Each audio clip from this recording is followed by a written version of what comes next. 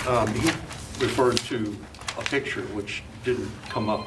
Are there individual pictures of these little blocks in here? I'll have to check with Central Command, David. I'm sure if they were able to make that graphic, there must be imagery of it. But what resolution they're in and all that, we'll check. Do you know if it was sent out to the networks or anybody? I don't believe it was. It was designed for this briefing, and we wanted to make sure you had hard copies of it. But we can check with Central Command. That's fair. So the Secretary was briefed by General McKenzie this morning at 8 o'clock on the results of his investigation. And on behalf of the men and women of the Department of Defense, he offers his deepest condolences to surviving family members of those who were killed, including Mr. Ahmadi, and to the staff of Nutrition and Education International, Mr. Ahmadi's employer. And you should have in your inboxes now a statement that I'm basically paraphrasing from. As the Secretary says in this statement, we apologize, and we will endeavor to learn from this horrible mistake. And to that end, he has directed a thorough review of the investigation just completed by U.S. Central Command. And he has asked for this review to consider the degree to which the investigation considered all available context and information, the degree to which accountability measures need to be taken and at what level, and the degree to which strike authorities' procedures and processes need to be altered going forward. And he reiterates that, of course, no military works harder than we do to avoid civilian casualties. When we have reason to believe that we have taken innocent life, we investigate it. And if it's true, we acknowledge it, just like we did today. But he also notes that we have to work just as hard to prevent recurrence, no matter the circumstances, no matter the intelligence stream, and certainly no matter the operational pressures under which we labor.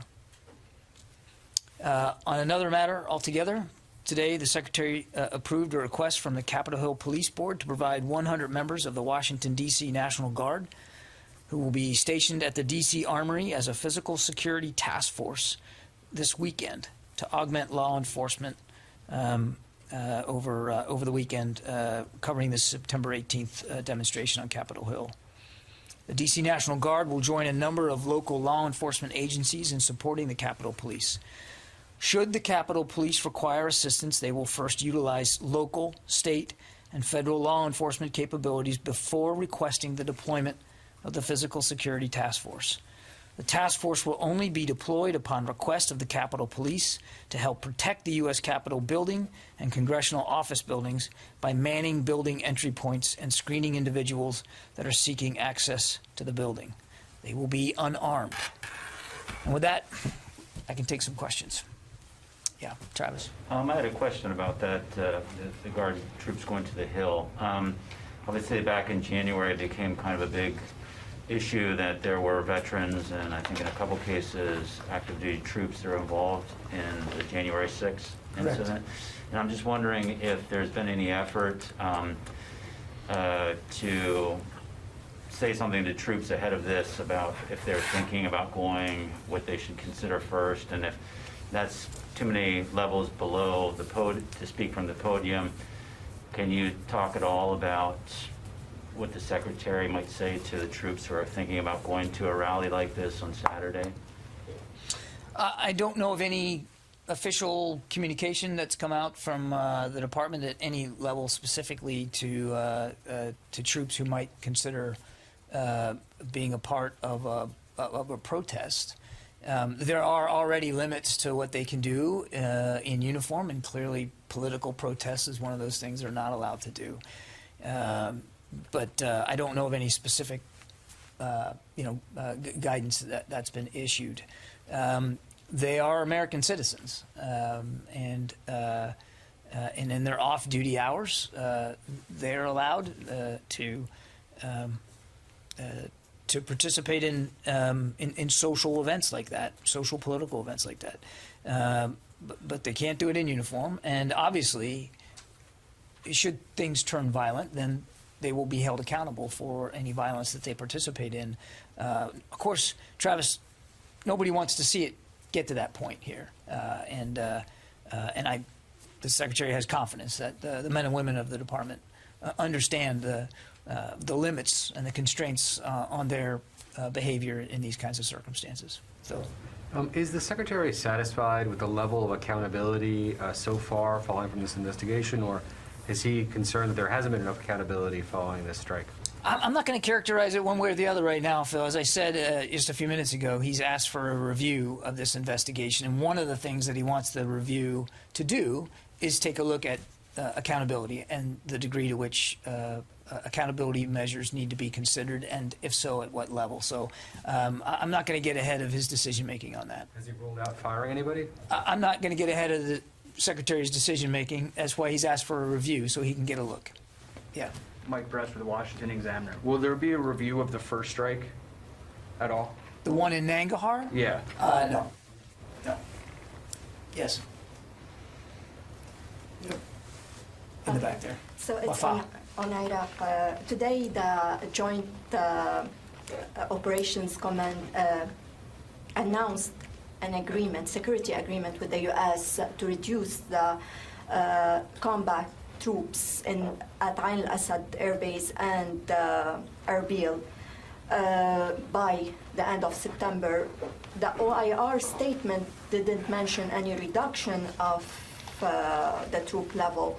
Can you please clarify what's going on in Iraq now, why there's like misunderstanding between the Iraqi part and the coalition?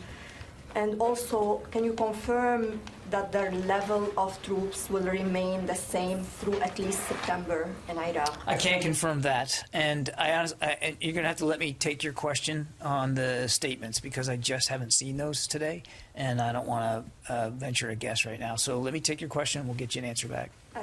Can I? If you can just explain a little bit about the capabilities that the U.S. forces will maintain after December in Iraq. Will they be able to conduct airstrikes targeting? Yeah, we're obviously we're still in technical talks with the Iraqis about the presence going forward. I'm not going to get ahead of those talks or what decisions they might make. So I think it's better for me to just leave it where we are right now. And the shift of the mission, the nature of the mission in Iraq, will affect in any way the mission in Syria? Again, I'm not going to get ahead of decisions that haven't been made or policies that haven't been decided upon. We're in talks with the Iraqis about what the posture is going to go forward. We have a much smaller presence in Syria, but it's aligned to the same mission, which is to continue to counter ISIS and their influence in both Iraq and Syria. So while they are different places, different force postures, same ultimate goal. But I'm not going to speak about policy decisions or operational decisions that haven't been made yet. Jay. Thank you, John. Recently, North Korean leader Kim Jong-un sent a victory message to the Taliban and urging the U.S. military to quit. What is your comment on it? Did not see the comment by Kim Jong-un, so he can speak for his own communications with the Taliban. What I can tell you is that we no longer have a presence on the ground in Afghanistan. Our involvement in that war on the ground is over. And the president made clear his intention to do that. The retrograde withdrawal is done, as well as the military element of evacuating Americans and special immigrant visa holders. That said, the U.S. government is still very much going to stay involved and trying to help people leave who want to leave and who qualify to leave. And as you heard General McKenzie say, we're also going to stay focused on the terrorist threat that could emanate from Afghanistan. Yeah, Sylvie. Hello, John. I would like to ask you a few details about the AUKUS agreement announced yesterday on the military side. The Australian Defence Minister spoke about basing. Does it mean that US wants to deploy US troops on Australian soil permanently? Well, we already have a rotational Marine Corps deployment there, which the Australians have been incredibly gracious and generous in helping host. And I don't want to speak for, again, decisions that haven't been made, but one of the things that was discussed was the opportunity to expand that presence in Australia and that access to Australia, but no decisions came out of yesterday's Osman 2+2. But that is something that I think you can expect we're going to continue to talk to the Australians about going forward. And in terms of missiles, did you get any? Well, again, I think you heard both the Secretary and the Minister, Minister Dutton, talk about this yesterday, that there was a range of capabilities that we're going to continue to explore with our Australian allies. No decisions have been made. The only decision really in terms of capabilities that came out of yesterday was, of course, the decision to help the Australian Navy acquire nuclear submarines. But as part of the meeting yesterday, they talked about a range of other types of capabilities that we might want to continue to pursue with Australia. But those discussions are really just starting. And again, these are going to be bilateral decisions made by both the United States and Australia going forward. Outside of AUKUS, of course, Great Britain will be involved in AUKUS-related things as well. But my point is these are sovereign decisions that these nation-states have to make, and I just don't have anything additional to read out today. Fadi. Thank you, John. I have two separate questions. So the first one is on the 29th attack. As General McKenzie said, the statement from CENTCOM on that day, at the end, it mentioned the possibility of civilian casualties. Mm-hmm. So I'm still wondering why General Milley, on September 1st, still called this strike righteous attack. I think General McKenzie answered that question quite well, Fadi. I'm not sure that I can add to that. And I'm not going to speak for Chairman Milley, but as you saw from General McKenzie, within 24 hours of an indication that there could have been civilian casualties, he launched an investigation, as is his responsibility, and he just completed it. And they did it fairly quickly, but I think they wanted to take the time to be as contextual as possible. So I think he already spoke to that. Yeah, but I mean, you said it within 24 hours. But General Milley came on September 1st. That's more than 24 hours, and still again, called. Fadi, again, I'm not gonna relitigate the past statements here. As General McKenzie mentioned, every leader in the department that spoke to this in the moment that it was spoken to was speaking to you in good faith based on the information that we had, and that includes me, by the way. Things that I said obviously have not turned out to be correct.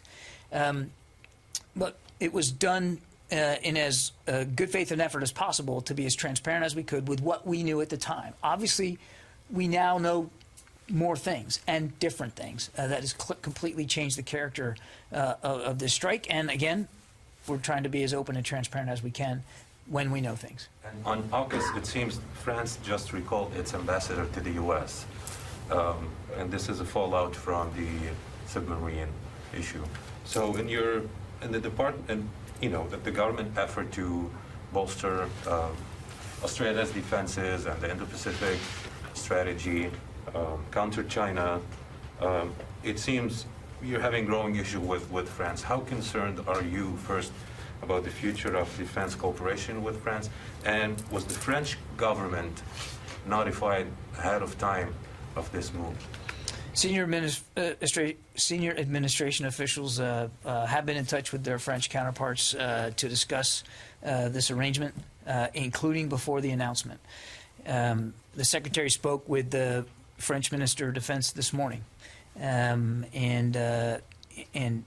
I won't characterize the French side, of course, but it was clear from the discussion that there is still much work to do in terms of our defense relationship with France. I mean, more things to work on. That there are opportunities and shared challenges and shared interests that both ministers committed to continue to explore.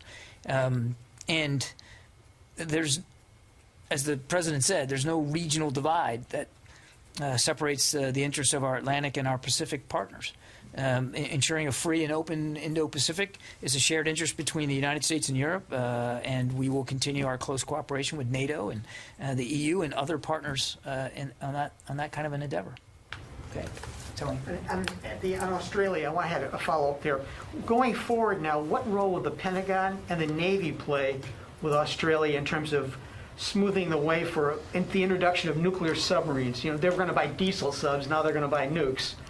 Over the next 10 months or so, what's going to happen? What's the role of the Defense Department and Navy? Yeah, Tony, obviously we're going to be putting together the framework of what this is going to look like, this process going forward. But I think you can obviously expect that the United States Navy and Navy nuclear reactors will be very much involved in helping with the acquisition of this capability.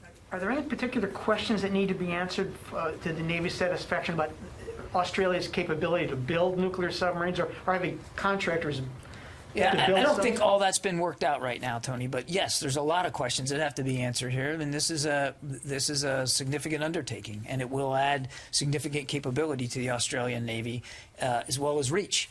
And there's going to be a lot of questions and technical details that have to be worked out. But to your first question, of course, the United States Navy and Navy nuclear reactors will be very much involved I need to ask from the you very beginning. Okay, I'd like to ask you a Milley question, and General Milley question on the controversy with the book. Is the Department of the Defense mulling, reviewing, and releasing in redacted form the transcripts or classified notes of the Milley-China conversations that were leaked to Woodward for his book? Any thought about just releasing them like the White House did last year with the Trump President of Ukraine transcript? I know of no such plans to do that, and I'd refer you to the Joint Staff to speak to whatever notes they might have on a counterpart call that the chairman conducted. Okay. I think I got to get to the phones here. Jennifer, are you still there? Yeah, I am. Thank you. About the Afghanistan refugee situation on bases, are you still monitoring? Do you know of more measles or other communicable disease cases? And are you obligated to report those, at least domestically, to local health officials?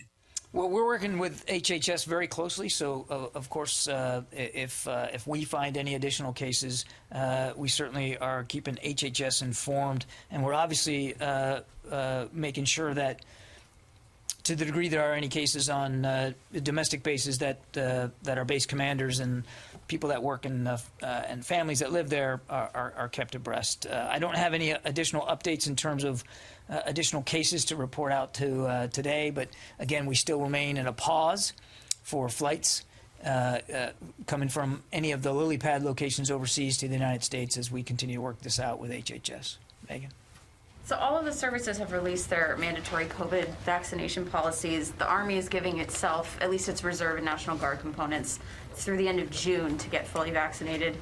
Does the Secretary have any concerns about that long of a timeline, given that there's been a surge in the past month or so of military deaths, and the bulk of military deaths have been in Army reservists and National Guardsmen? The Secretary has made it clear that he expects the services to move out as energetically as they can on this, because he is concerned about the rise in deaths and the impact that the Delta variant has had on the force. That's one of the driving reasons why he went to a mandatory regimen for, in this case, the Pfizer vaccine. He spoke to the service secretaries just a few days ago about this very topic, and they reported out to him their progress and what their implementation guidelines were. He's satisfied that they are working hard enough and fast enough to try to improve the vaccination population inside each of the services, but it's not something that he's just going to lose focus on. He's going to continue to engage with the services, continue to get updates, and certainly if the Secretary feels like a change in implementation needs to occur in any one service based on whatever the data is or what the rate of infection is, certainly the rate of deaths. I mean, he will absolutely do that. Yeah. Phil. Is the Secretary satisfied with where the authorities are right now to conduct any further strikes against ISIS-K in Afghanistan? Or given what's been uncovered here, is there some thought to kind of elevating the ability to authorize another strike? Well, without getting into specific decisions on authorities, I know that he has had conversations with General McKenzie and with General Milley about the authorities going forward, and I can tell you that with respect to the authorities going forward, particularly in Afghanistan, yes, the Secretary is very comfortable as what the arrangement is. Secondly, as I announced at the top there, in this review that he has ordered on this particular investigation, he does want the review to factor in any changes in procedures, processes, and authorities for strikes going forward that might be recommended. So it's going to be part of the review. Yes, in the back there. On AUKUS, the submarines, the long-range missiles, the rotations of air, sea, and naval forces. What is it about the deployment and the rotation of these forces that's going to help the U.S. achieve its strategic goals in the Indo-Pacific?